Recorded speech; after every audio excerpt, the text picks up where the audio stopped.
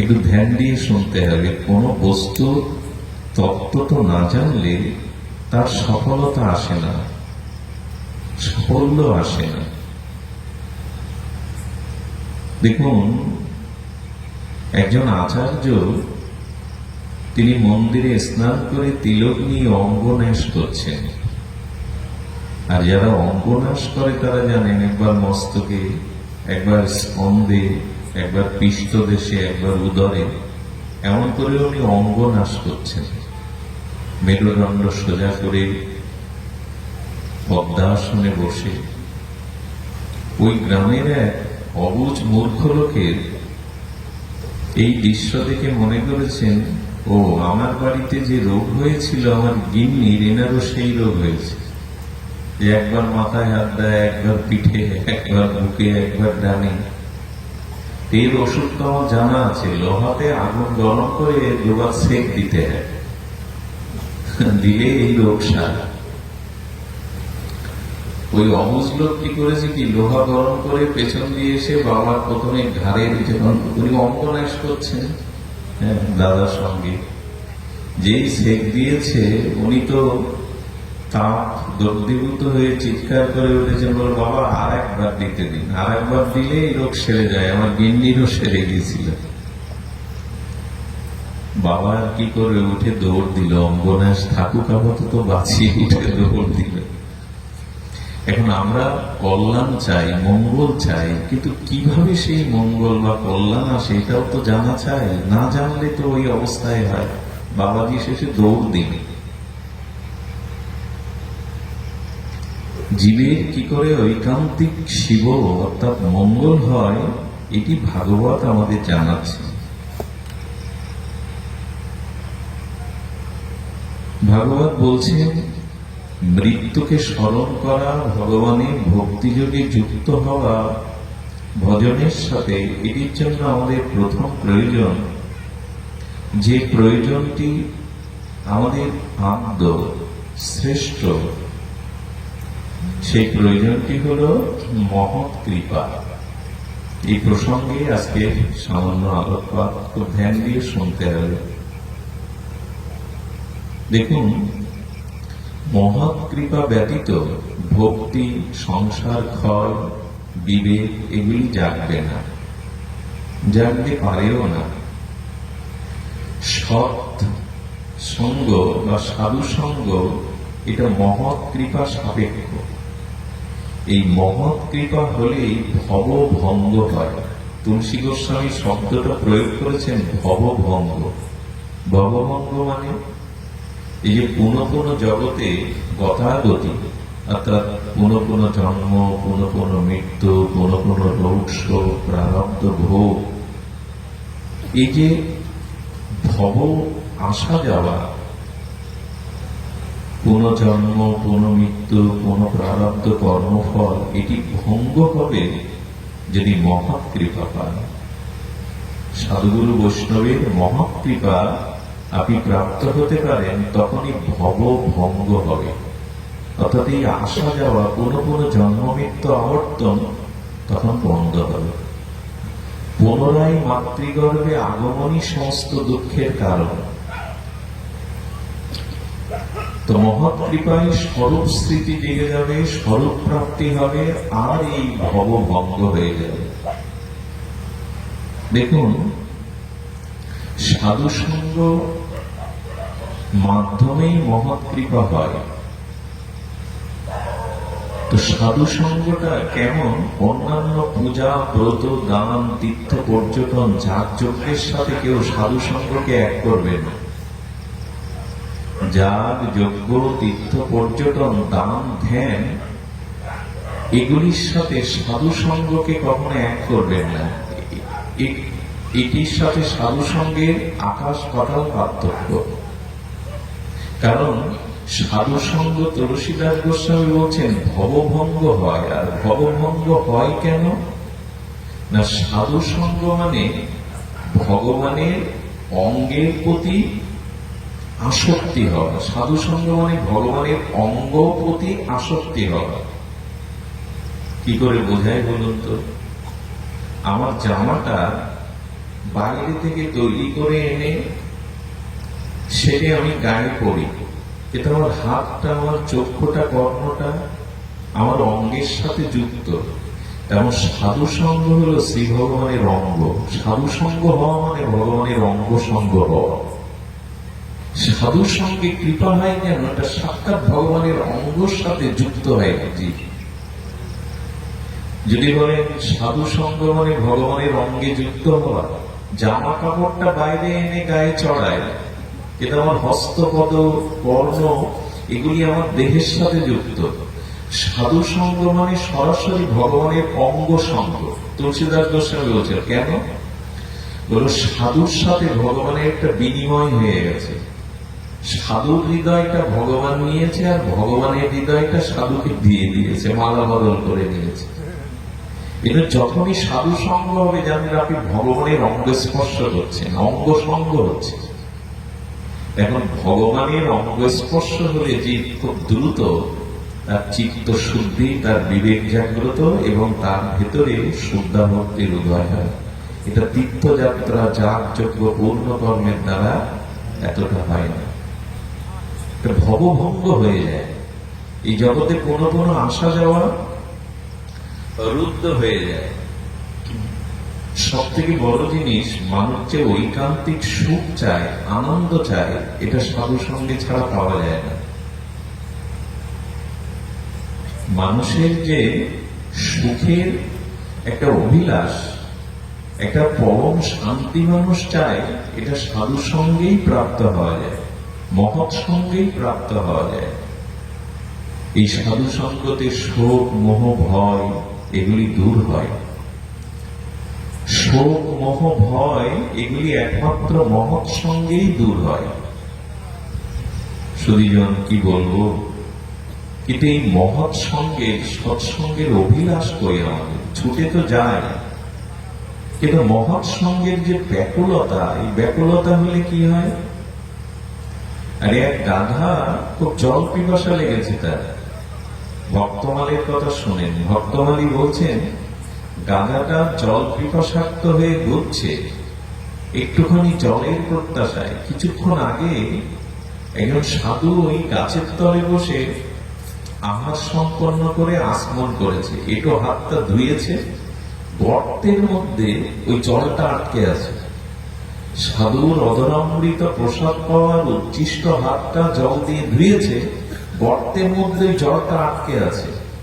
গাধা ওই জলটা পাওয়ার সাথে সাথে তাকে করুণাময়ী রাধারানী এত কৃপা করলেন যে ওই সাধুর উচ্ছিষ্ট, অধরামৃতের উচ্ছিষ্ট জল পান করে পরবর্তী জন্মে গাধাটায় রাজকুমারী হয়ে জন্ম নিলেন রাধারানীর কৃপায়।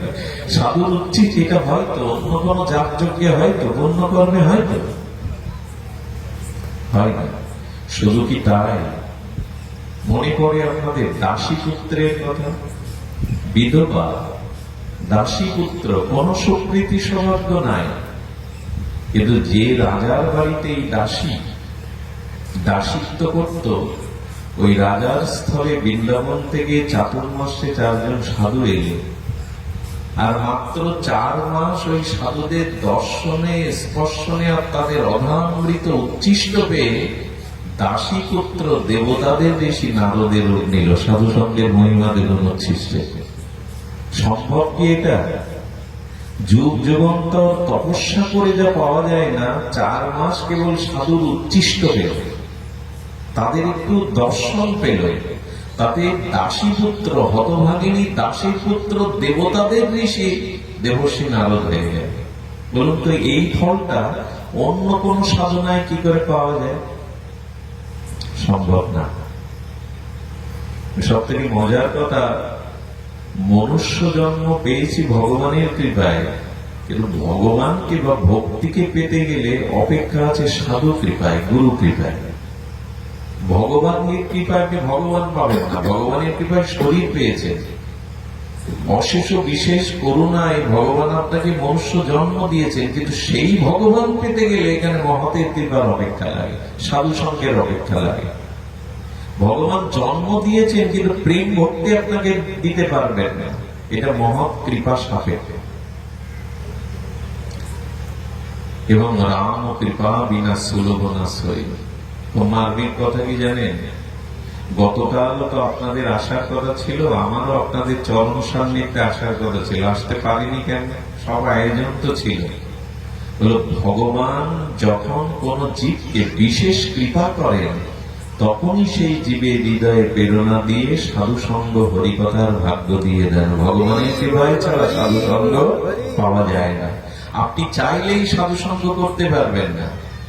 ভগবানের বিশেষ কৃপা কোন জীবের প্রতি যখন হয়, ভগবত কৃপাতেই কেবল আপনি বহু জন্মের সঞ্চিত পূর্ণ ফল সুকৃতি একত্রিত হলে, ভগবানের বিশেষ কৃপা আপনার উপরে বর্ষিত হলে, তখনই আপনি সাধু সঙ্গ হরিকথা শোনার ভাগ্য। আয়োজন থাকলেও হবে না, বক্তা ঠিক আছে, আয়োজন আছে, হবে না। ভগবান চাইবেন, আপনাকে কৃপা করবেন, তবে আপনি সাধু সঙ্গে হরিকথা হবে। সুধীজন, সাধু সঙ্গে কি হয় দেখুন, ভক্তমানটা দেখে নেবেন। রানী, সেই প্রদেশের মহারাজার রানী, সেই রানী রাজপ্রাসাদ থেকে বাইরে যেতে পারতেন না।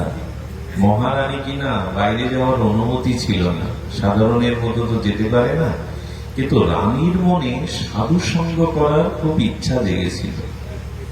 রাজার নিষেধ ছিল, বাইরে যেতে পারবেন না। এখন রানীর অনুরোধে, রানীর বারবার নিবেদনে রাজা বলল, আমি রাজপ্রাসাদের মধ্যে ছোট্ট একটা কুটির করে দিচ্ছি, এখানে 2-4 জন শুদ্ধ সাধু নিয়ে তুমি সঙ্গ করতে পারো, ধ্যান দিন। রাজা এই ইচ্ছা প্রকাশ করার পরে একটা ছোট্ট কুটির করে সৎসঙ্গ করার বিধান দিয়ে দিলেন। ব্রজ থেকে এক মহাত্মা এলেন, সেই মহাত্মার মুখে হরিকথা, আর মহাত্মাকে সেবা করতে লাগলেন রানী, প্রাণ ঢালা সেবা। এই আচার্যপাদ, কথা বলেন না, এই আচার্যপাদ এই রানীর সাধু সঙ্গে রতি দেখে, সাধুর প্রতি সেবা ভাবনা, নিবেদিত ভাবনা দেখে বললেন, মা তোকে আমি বর দিতে চাই। খুব ধ্যান দিন, রানী কি বর চাইল জানেন? রানী বলল, তাড়াতাড়ি আমার মৃত্যু যাতে হয় এই বর দিন। বাবাজি মহারাজ ওনার দিকে তাকালেন, লোক বাঁচতে চায়, তুমি তাড়াতাড়ি মরতে চাইছো, বিপরীত বর কেন চাইছো? বলল, তাড়াতাড়ি যেন মৃত্যু হয়। রানী কিন্তু বলেন, দেখো এই বরটা কি করে বলি যে তুমি তাড়াতাড়ি মারা যাও, আর কোন বর চাও, আর একটা চাও। আর একটা মনে হয় উনি কিছু চাইবেন, এই ইচ্ছা করে উনি বলছে আর একটা বর চাও। আর একটা বর যদি নেন তো খুব নিচু কুলে যেন মরার পর আমার জন্ম হয়, যেন আমাকে দেখে সবাই ঘৃণা করে। সাধু হেসে বললেন, অন্যরা যা চাই তুমি তার বিপরীত চাইছো। জীব উচ্চ কুলে জন্মাতে চায়, তাই না? তুমি রানী থেকে বলছো মৃত্যু চাইছো, জীবন চাইছো না নিচু কুলে। বললেন, আর একটা বর দিই, তাহলে আমার ইচ্ছা পূর্ণ হয়। বলে, কি বল? আমার এত কুৎসিত রূপ দিয়ে দেবেন যেন আমাকে, আমার দিকে কেউ তেমন ফিরে না থাকা। সাধু হাসলেন, ওনারা অনুভবী জন তো, তথাস্থ বলে দিলেন। খুব দ্রুত এই রানীর মৃত্যু হলো। ইনি হয়েছিলেন পরবর্তী জন্মের শবরী। দেখুন তো সাধু সঙ্গের মহিমা দেখুন। উনি ভিল কুলে এলেন, সাঁওতাল উপজাতি ভিল, এবং এত কালো কুৎসিত, সেই ঘটনাটা মনে পড়ে আমার। ওনার অল্প বয়সে, তখন তো অল্প বয়সে বিবাহ হতো, তো তখন বিবাহে পাত্র এবং কন্যাকে এদের দেখবার বিষয় ছিল না। পিতামাতা অভিভাবক বৃন্দ যাকে হাতে দিয়ে দিত তাকেই গ্রহণ করত। বর মানে পাত্র দেখা, পাত্রী দেখার বিষয় ছিল না তৎকালে। বিয়ে হলো, বিয়ে করতে চায়নি সবরই, বিয়ে হলো। বিয়ের পর যখন শ্বশুরালয়ে যাচ্ছে, কেউ কারোর মুখও তখনও দেখেনি, এতটা ঘোমটা দেওয়া। কিন্তু যেতে যেতে বাতাসে সবরীর ঘোমটাটা উড়ে গেছে। কি বলবো, বর যেই মুখ দেখেছে ওইখান থেকেই পালিয়েছিল ওকে ফেলে। ওকে আর ঘরে এলে, এদের ঘরে নিয়ে এলে বাচ্চা কাচ্চা ডরায় মরবি ভয় পেয়ে। ওই যে ফেলে গেল, রাস্তা থেকে ছুটলো মাতণ্ড ঋষির আশ্রমে। মাতণ্ড ঋষি কৃপা করে বলল, মারে আমি যে ভজন তোকে দিলাম, এই ভজন কর, তোকে রামের কাছে যাওয়া লাগবে না, রামই একদিন তোর কাছে আসবে, ভজন কর। সাধু সঙ্গের কি প্রত্যাশা দেখো। যুগ যুগান্তর যোগীন্দ্র মনীন্দ্র ধ্যানে যাকে পাই না, প্রভু রামচন্দ্র ঋষি মুনিদের আলয়ে না গিয়ে সেই শবরীর খোঁজ করতে করতে আমার মনে হয় সীতা উদ্ধার, রাবণ বধ এটা প্রভুর মুখ্য কার্য নয়, শবরীকে কৃপা করাটাই মুখ্য কার্য। নাহলে রাবণ বধ তিনি অযোধ্যা থেকে করতে পারতেন, ভগবানের পক্ষে কিছু অসম্ভব না। কিন্তু সাধু কৃপা পেয়েছে, গুরু কৃপা পেয়েছে, এতটা অভিলাষ তার রামের ভজন করার, প্রভু রামচন্দ্র নিজে গিয়ে উপস্থিত হলেন। শবরী বৃদ্ধা, আর তো জানেন তার যৌবনে রূপ দেখে বর পালিয়েছিল, কি কুৎসিত রূপ। মানুষের রূপ বাইরে না, বিউটি পার্লারে সাজা রূপ, রূপ না, রূপ হলো ভেতরে। আচ্ছা, ভগবান কোন বস্তু দেখে আপনার প্রতি আকর্ষিত হবে? কোন রূপ দেখে, কোন গুণ দেখে? ভগবান বলছেন, এই পৃথিবীতে যদি কারোর সাথে আমার কোনো সম্বন্ধ থাকে, সেটা ভজন আর ভক্তি, আর কোনো কিছুর সাথে আমার সম্বন্ধ নাই। আচ্ছা, ভজনের মধ্যে আবার পার্থক্য আছে। ঋষি মুনিরাও তো তপস্যা করছে, যোগ করছে, ধ্যান করছে, গাছের পাতাকে, জলকে, তাদের ওখানে না গিয়ে শবরীর ওখানে গেল কেন? শবরীর সেবা ভাবনা ছিল, ঋষিদের নিজের আত্মকল্যাণের ভাবনা ছিল, মুক্তির ভাবনা ছিল, কিন্তু শবরীর ছিল সেবা ভাবনা।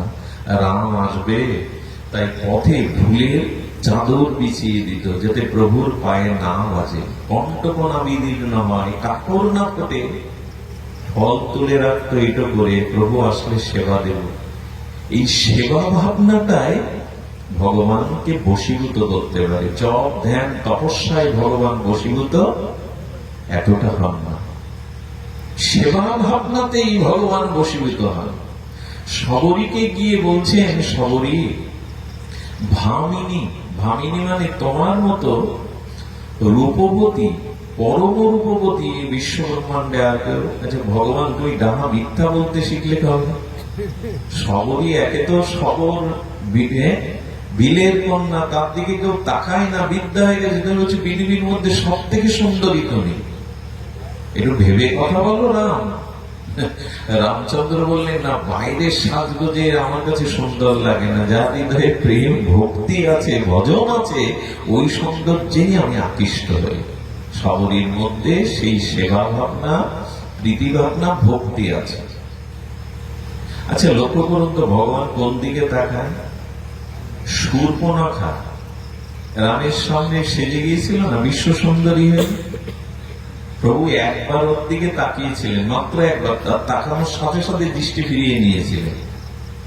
শূর্পণখা বিশ্ব সুন্দরী রূপে গিয়ে রূপের মাধুর্যের ডালি সাজিয়ে বলছে, আমার থেকে রূপবতী পৃথিবীতে কেউ নাই, আর তোমার থেকে গুণবান রূপবানও কেউ নাই, মিলবে ভালো, তুমি আমাকে গ্রহণ করো।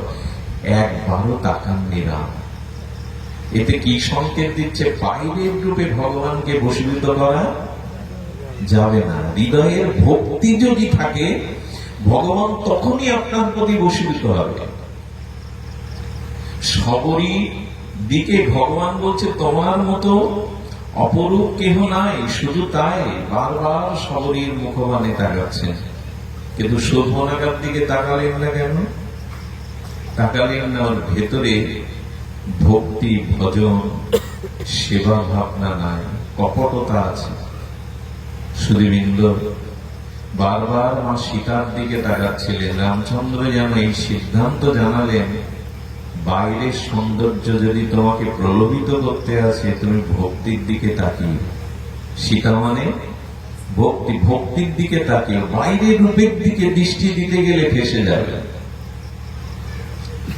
দেখুন, আমরা আজকাল বড় বাইরের দৃষ্টিতে, বাইরের সৌন্দর্যে আকৃষ্ট হতে শুরু করেছে। একই কথা তো বারবার আসে, নখ কখনো সুন্দর হয়?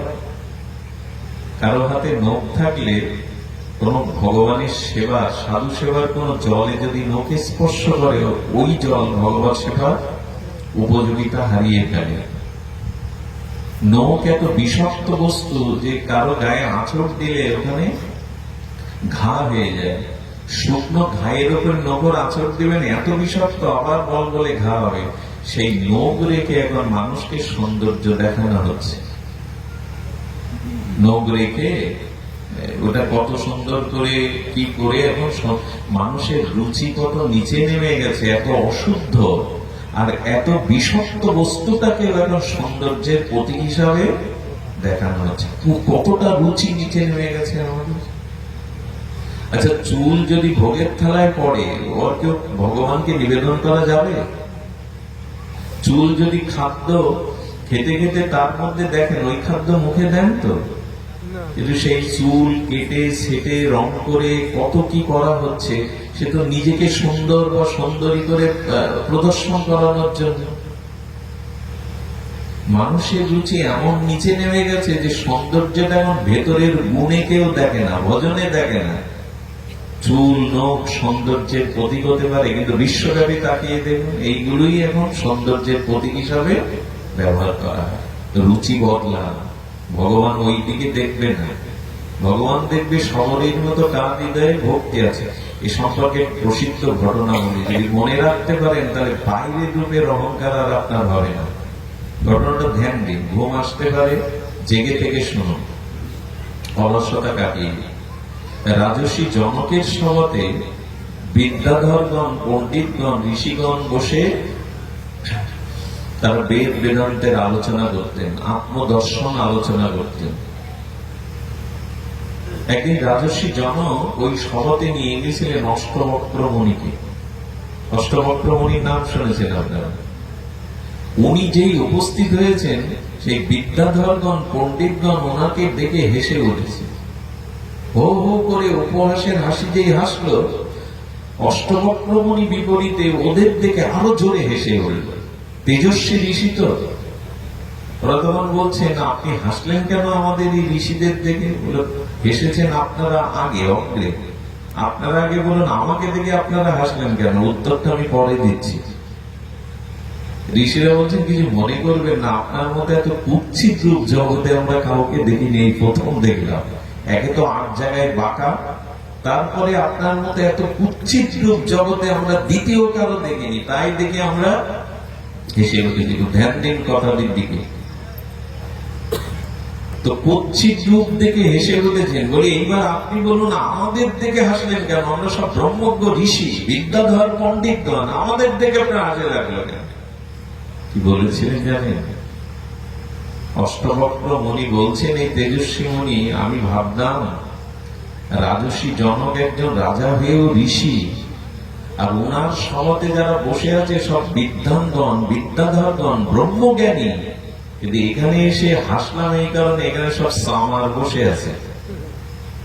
চামার মানে যারা চর্ম কাজ করে, জুতো সেলাইয়াদি করে, বলে এখানে সব চামার বসে আছে। বলুন তো ঋষিদের সহ্য হয় এটা? অষ্টবক্রকে দেখে বলছেন, আমাদেরকে চামার লাগে আপনার? উনি আরো দীপ্ত কণ্ঠে গর্জে উঠলেন, যারা চামড়া দেখে বিচার করে, আমার হৃদয় দেখলেন না, আমার সাধনা দেখলেন না, আমার জ্ঞান দেখলেন না, আমার হৃদয় না দেখে চামড়া দেখে বিচার করলেন আপনারা, চামড়া ছাড়া কি? স্তম্ভিত হয়ে গেল সভা। রাজর্ষি জনক বুঝলেন ইনি সাধারণ নন। ওনাকে আসনে বসিয়ে চরণ জল করে প্রণাম করলেন। বাইরের রূপে কেউ ভুলবেন না, বর্তমান জগতে মানুষ যন্ত্রণা পাচ্ছে এই বাইরের রূপের কারণে। তো হৃদয়টা সুন্দর হয়, হৃদয় সিংহ হয় কি করলে? সাধু সঙ্গীর দ্বারা। এখানে আনন্দ প্রাপ্তির একমাত্র উপায়, এখানে শোক মোহ ভয় থাকে না সাধু সঙ্গে। শোক মোহ ভয় তা দূর হয় একমাত্র সাধু সঙ্গে। এই জন্য মরমী ভক্তগণ গোবিন্দ চরণে প্রার্থনা করে কি বলেন জানেন? প্রভু, তোমাকে পায় আর না পায় ক্ষতি নেই, তোমার কোন প্রিয় ভক্তের সঙ্গ যেন আমি পাই, নিত্য এইটুকু কৃপা করো। তোমাকে পায় আর না পায় কেন? ভগবান পেয়েও কিছু হবে না, ভগবান পেয়েও কিছু হবে না যদি মহৎ কৃপার ভজন আপনার জীবনে না থাকে। আরে ভগবানকে দর্শন করে, ভগবানের সাথে ভোজন করে, বিলাস করেও নরক দর্শন হলো যুধিষ্ঠিরের। কৃষ্ণ দর্শন করলেও আপনাকে নরক দর্শন করতে হতে পারে, কৃষ্ণের সাথী হয়ে থাকলেও। যুধিষ্ঠিরেরও নরক দর্শন হলো একটু শুদ্ধ ভক্ত দর্শনে, শুদ্ধ ভক্ত সঙ্গে যেটি প্রাপ্ত হয় সেটা স্বরূপ প্রাপ্তি হয়। দুর্যোধনের স্বরূপ প্রাপ্তি হয়নি, ভক্ত সঙ্গে আপনার স্বরূপ প্রাপ্তি হয়। কোথায় নরক, কোথায় স্বর্গ? এই জন্য ভগবান পাওয়ার থেকে তার প্রিয় ভক্ত সঙ্গে ভজন পাওয়াটা আরো বেশি বড় পাওয়া। এটা আমরা বুঝতে চাই না। আমরা মনে করি মুরলীধারী, ধনুর্ধারী রামচন্দ্র, কৃষ্ণচন্দ্র আমার সামনে দেখা দিলেই বুঝি আমার সব হয়ে গেল, কিচ্ছু হবে না। ভগবান দর্শন একটা মঙ্গল হবে বটে, কিন্তু আপনার আত্মকল্যাণ হবে না। দুর্যোধনেরও হয়নি, আপনারও হবে না। ভগবানকে সামনে দেখলে ভজন চাই, হৃদয়ের প্রীতি অনুরাগ চাই, না হলে হবে না। আর এই অনুরাগ প্রীতি জন্মাবে সাধু সঙ্গের দ্বারা, এই মহৎ সঙ্গে হরিকথা শ্রবণের দ্বারা। সতব্য ব্যক্তি তৎপচ্ছ স্মাতব্য ইচ্ছত অভয়ম। সুখমণি পরমহংস কুলতিলক বলছেন এটাই উপায়, সাধু সঙ্গে হরিকথা শ্রবণ করো। এর থেকে বড় প্রাপ্তি আর নাই। এটা ভগবান প্রাপ্তির থেকেও বড় প্রাপ্তি। সাধু মুখে হরিকথা, ভগবানের নাম রূপ লীলা কথা। সাধু সঙ্গের মহিমা কি বলবো আপনাদের, সে ঘটনা মনে পড়লো, খুব মার্মিক ঘটনা। আনন্দ পাবেন যদি ধ্যান যোগে শোনেন, মনোযোগ দিয়ে শ্রবণ করেন। লক্ষ্মী মাতাজি অর্থাৎ ঐশ্বর্য দায়িনী, বৈকুণ্ঠ বিলাসিনী, শ্রী গোবিন্দ, শ্রী নারায়ণের বক্ষ বিলাসিনী লক্ষ্মী দেবীর একজন ভক্ত বহুদিন ধরে লক্ষ্মী দেবীর তপস্যা করছেন, অর্চন করছেন, আরাধনা করছেন। লক্ষ্মী দেবী সন্তুষ্ট হয়ে বললেন বর চা। বলে মা আমি একটু বোকা, কি চাইতে হবে ওটাও তো ভালো জানি না, 3 দিন সময় দাও। 3 দিন সময় নিয়ে উনি কি করলেন জানেন, শহরে গেলেন। গিয়ে দেখে আলিশান বাড়ির সামনে একটা দামি সিংহাসনে এক শেঠ বসে আছে। শেঠ মানে শিল্পপতি। তো সেই মালোয়ারি শেঠের কেউ পা সেবা করছে, কেউ পাখা দিয়ে বিজন করছে, কেউ তাম্বুল অর্থাৎ পান মুখে তুলে দিচ্ছে, সিটটা ফেলার একজন পাত্র ধরছে। আর উনি ওই দাদন খাটান, দাদন বলে মনে হয়, টাকা পয়সা লেনদেন। কেউ কেউ লাখ লাখ টাকা এনে দিচ্ছে, সোনা দানা এনে দিচ্ছে, আর উনি সিন্ধুকে ভরে রাখছে। লক্ষ্মী দেবীর বরপ্রাপ্ত এই আগন্তুক মনে করেছে তাহলে মার কাছে আমি শেঠ হতেই চাইবো। বসে পদ সেবা চলছে, পান সেবা চলছে, বাতাস চলছে, কারি কারি টাকা। মাকে বলবো আমার শেঠ করে দাও। তো হঠাৎ পুলিশের লোক এসছে থানাতে। পুলিশের লোক এসে বলছে আপনার নামে এরকম থানাতে নালিশ আছে, আপনি সিন্ধুক করুন, অবৈধ সম্পদ আছে, আপনাকে এখন থানায় যেতে হবে। পুলিশ ধরে নিয়ে যাচ্ছে, তখন বলছে না এত সময় মনে করেছিলাম শেঠের এত সুখ, এখন দেখছি থানায় যাচ্ছে, শেঠ হতে চাইব না। উনি ফিরে আসতে আসতে সন্ধ্যা হয়ে গেছে, দেখছে ভাগবত পাঠ হচ্ছে এক জায়গায়, শাস্ত্র আলোচনা। সেই পণ্ডিতের চেহারাও যেমন পাগড়ি বাঁধা, সামনে বসে গেছে। পাঠ শুনে তো মোহিত। রাত্রে আর যাবে কোথায়? পণ্ডিতকে বলছেন আপনার গৃহ যখন এটা, যদি অবাকে একটু আশ্রয় দিতেন রাত্রে। বলে থাকো। রাত্রে প্রসাদ পেয়ে থেকেছে, কিন্তু মাঝ রাত্রে গন্ডগোল। স্ত্রী বলছে বেটা বড় বড় কথা বলিয়া ওড়ায়, পাণ্ডিত্য ফলায়, বক্তা ঘরের ঠিক নেই। হ্যাঁ, ছেলেটা বিপদগামী, ঘরের কোনো ঠিক নেই, পণ্ডিত ফলাতে যাও তুমি। এই তুমুল স্বামী স্ত্রী ঝগড়া দেখে মনে করলেন মা লক্ষ্মীর কাছে পণ্ডিত হতে চাইবো মনে করেছিলাম, এও তো দেখছি যাওয়া। একটা কথা বলি, এই যে আমি ব্যাসপীঠে বসেছি না, গুরুদেবের কৃপায়, আপনাদের প্রসন্ন আশীর্বাদে, বসাটাই যদি মনে করেন উনি কত সুখী, হ্যাঁ ওনার জীবন ধন্য। শুনুন, বাইরের সুখটাকেও সুখ মনে করবেন, ঘরের সুখটাকেই সুখ মনে করবেন। যার ঘরের সুখ নেই অথচ জগৎ জোড়া সুখ, এই সুখ সুখ না। আচ্ছা, আমি পাঠ করে গিয়ে যদি আমার ছেলেটা ড্রাগ আসক্ত হয়ে ভুল করছে, নেশাগ্রস্ত হয়ে, আমার এই বাইরের পাণ্ডিত্য সুখ প্রণামের কোন মানে দাঁড়াবে? ঘরে যাতে সুখ স্থাপিত হয় তাই করুন, জগৎ জোড়া বাইরের সুখ সুখ না। বলে মার কাছে তাহলে পণ্ডিত হতে চাই, বেটা এত সমাধান দিচ্ছে, বাড়ির সমাধান করতে পারে না, রাত দুপুর বেলা ঝগড়া। কি চাইবো তা তো বুঝতে পারছি না মায়ের কাছে। সকালে যেতে যেতে দেখে এক জটা জুটো সৌমদীপ্ত সাধু বসে বটবৃক্ষের তলে ভজন করছে। সাধু বাবু ডেকে বললে, এদিকে আয়, কি চাইবি বুঝতে পারছিস না? না মায়ের কাছে। বলি, ইনি জানলেন কি করে? সাধুর চরণে বসে বলছে, আপনি আগে বলুন। বললাম, তোকে দেখেই বুঝে ফেলেছি, তোর মনে মার কাছে কি চাইবি লক্ষ্মীদেবীর কাছে বুঝতে পারছিস না। বলে, এক কাজ কর, তোকে বুদ্ধি শিখিয়ে দিই, মাকে বল মা আমাকে সাধু করে দাও। সাধু বলে কি হবে? আপনি বসে আছেন গাছতলায়, ঘর নেই, খাবার নেই, কিছু নেই। বলে, দেখবি উনি ওনার তপস্যার শক্তি দ্বারা দেখছে, দেখ সব অমৃত মিষ্টান্ন। আমি এখন যা চাইবো না, ভগবান আমাকে তাই জোগাড় করে। ওই যে ঝর্ণার জল, এই শীতলতা, আমার দিকে তাকিয়ে দেখ আমি কত শান্ত, কত আনন্দে আছি। বলে, তাহলে মার কাছে ওই চাইবো। দূরে গিয়ে মাকে ডেকেছে 3 দিনের বেলায়। মা হাজির। মা, তুমি আমাকে সাধু করে দাও, ওই বটবৃক্ষের তলে যে সাধু বসে আছে সাধু করে দাও। খুব ধ্যান দিতে বলছি কথাটায়, অনেকের চোখে ঘুম আসছে, জীবনী আসছে, খুব মূল্যবান কথা। সব দিন তো এইভাবে আপনাদেরকে জাগানো হবে না। শুনুন, লক্ষ্মী দেবী বলছেন, আমি তোকে জগতের শ্রেষ্ঠ ধনী করে দিতে পারি, কিন্তু সাধু করার ক্ষমতা আমার নাই। লক্ষ্মী দেবী বলছেন, তোকে সাধু করার ক্ষমতা আমার নাই।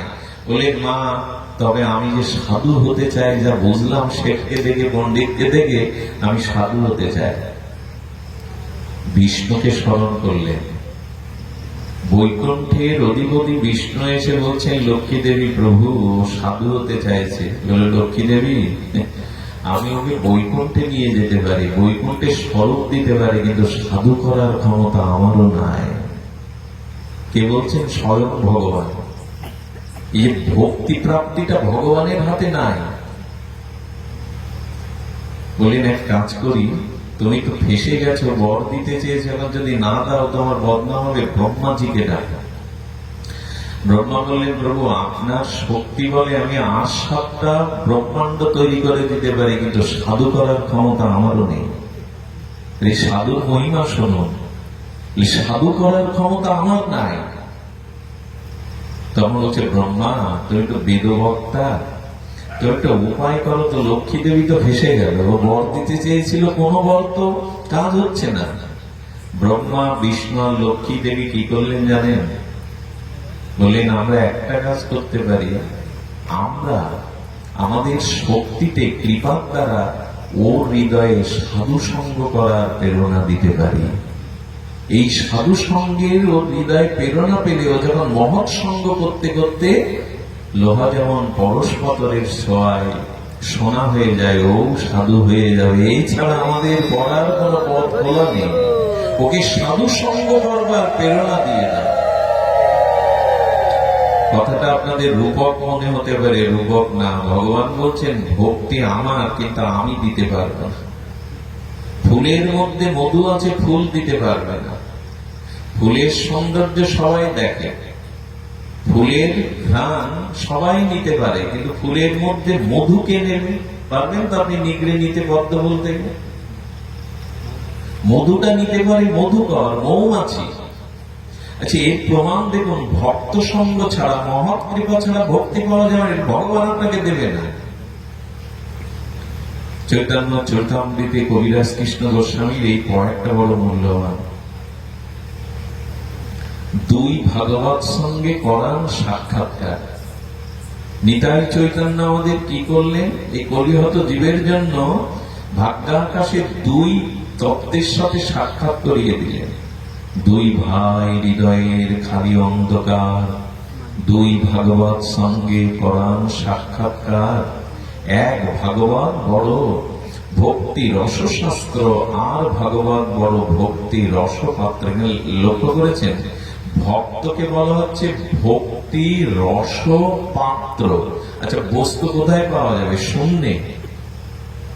শূন্যে বস্তু পাওয়া যাবে? বস্তু তো পাত্র পেতে হয়।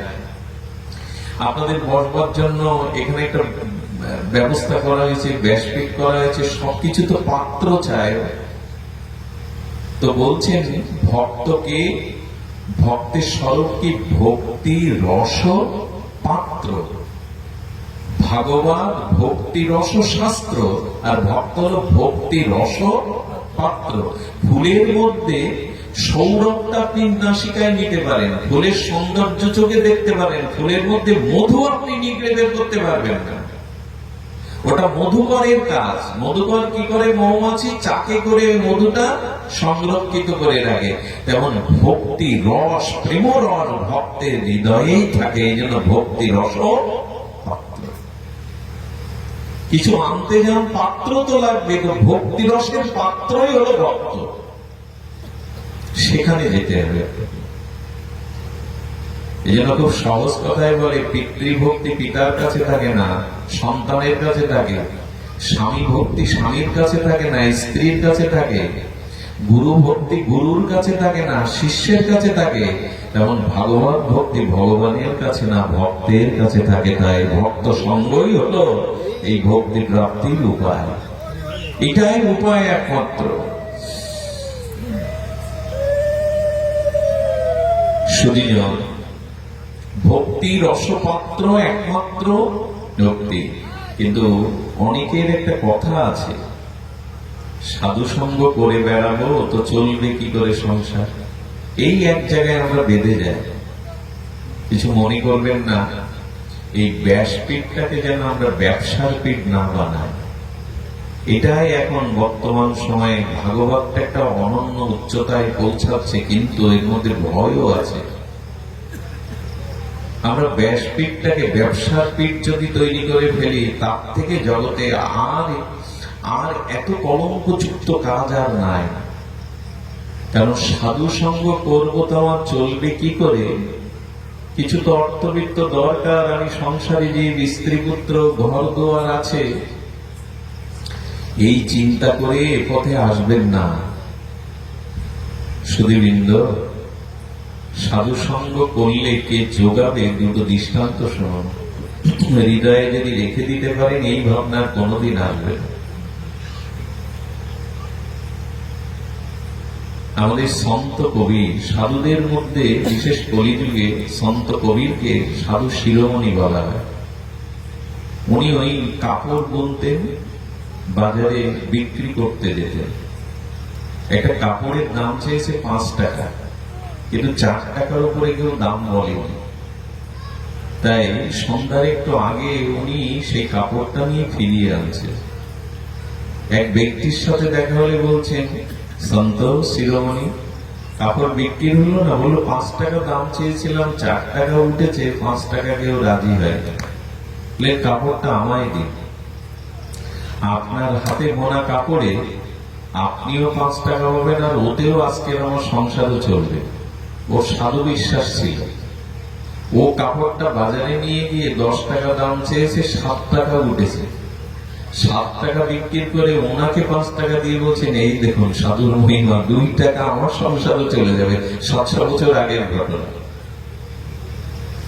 এই পথে যারা এসেছেন, খাবো কি আর চলবে কি করে, যদি এই চিন্তা মাথায় ঢুকে যায়, এই পাশে আসার দরকার নেই। আপনার বিশ্বম্বর ভগবান আপনার দায়িত্ব নিয়ে নেবেন। আপনি তার দায়িত্ব নিলে দায়িত্ব আপনার তিনি নিয়ে নেবেন। সে দায়িত্ব কেমন জানেন? সন্ত কবিরের ওখানে গ্রামের কিছু বদমাইশ লোক, বদমাইশই বলছি, 1000 ব্রাহ্মণ ভক্তদের, 1000 ব্রাহ্মণ বৈষ্ণব ভক্তদের পাড়ায় পাড়ায় নিমন্ত্রণ করেছে 15 দিন দেবে। বৈশাখী পূর্ণিমায় সন্ত কবিরের ওখানে বৈষ্ণব সেবা ভান্ডার। উনি তো কিছু জানেন না। কিছু মানুষ থাকে তো, সাধুকে একটু অপমান করতে পারলে ভালো লাগে। 1000 ভক্তকে নিমন্ত্রণ করেছে বৈশাখী পূর্ণিমায় সন্ত কবিরের ওখানে ভান্ডারা মধ্যাহ্নকালে। আচ্ছা, দুপুরের আগেই সব এসে উপস্থিত। সন্ত কবির বসে বসে জয় রাম জয় সিয়ারাম জপ করছে। বলছে আপনারা?